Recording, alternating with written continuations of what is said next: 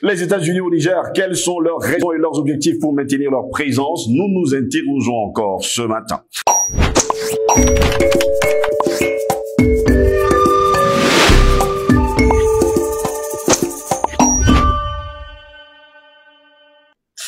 Mesdames, messieurs, bonjour, très heureux de vous retrouver sur Panafricaniste TV, la chaîne de télévision des panafricanistes qui vous apporte le meilleur de l'information sur un plateau d'or. Bienvenue à toutes et à tous à cette édition de Parole panafricaniste.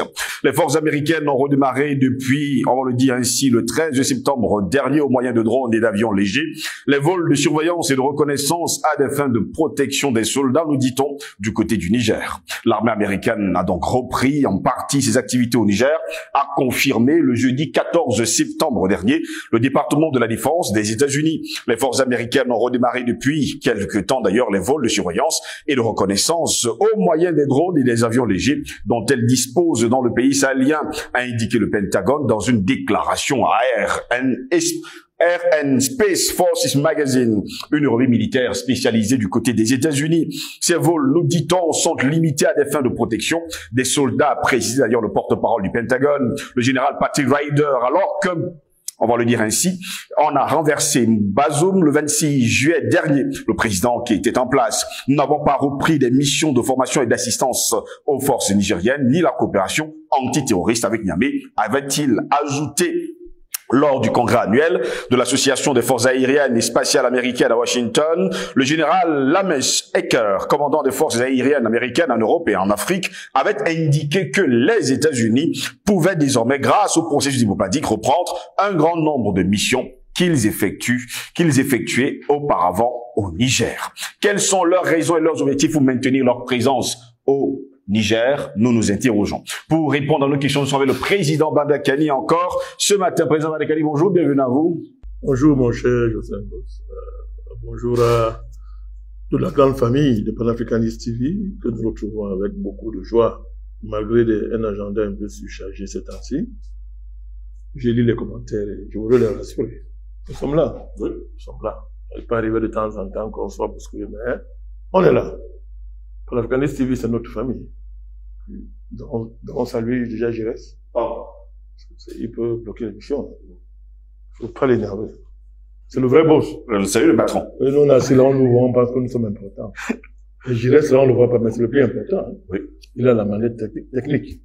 Nous le saluons. Comme nous saluons tous ceux qui soutiennent, ont répondu favorablement à l'appel que vous avez lancé, en notre nom à tous.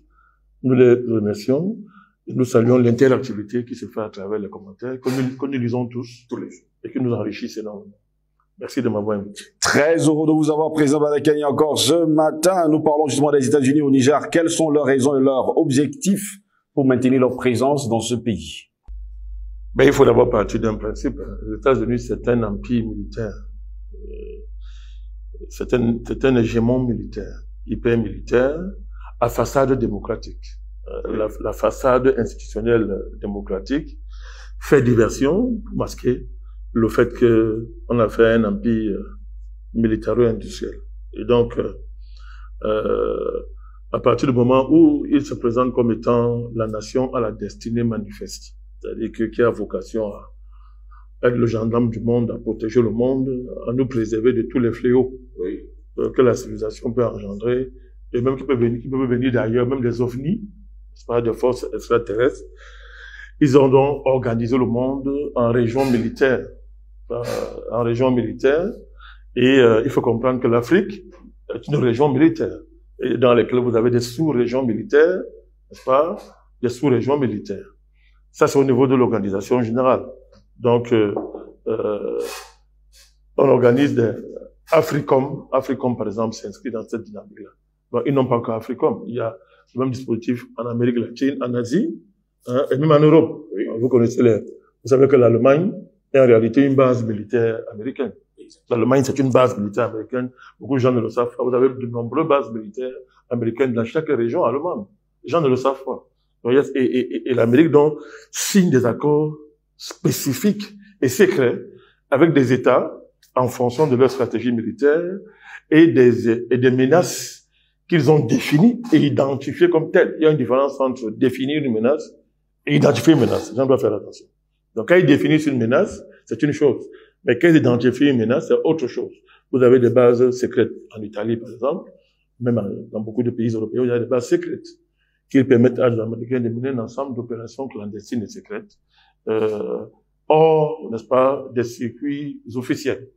Donc, vous avez, toujours parallèlement à cette stratégie, vous avez ce qu'ils appellent les États pivots. Les États pivots dans la géopolitique américaine ou dans la stratégie géomilitaire américaine sont des États comme l'Égypte, n'est-ce pas, qui permettent à l'Amérique d'avoir un pied à terre dans une région, un pied à terre militaire dans une région, et à partir de là, instaurer l'ordre militaire américain dans la région.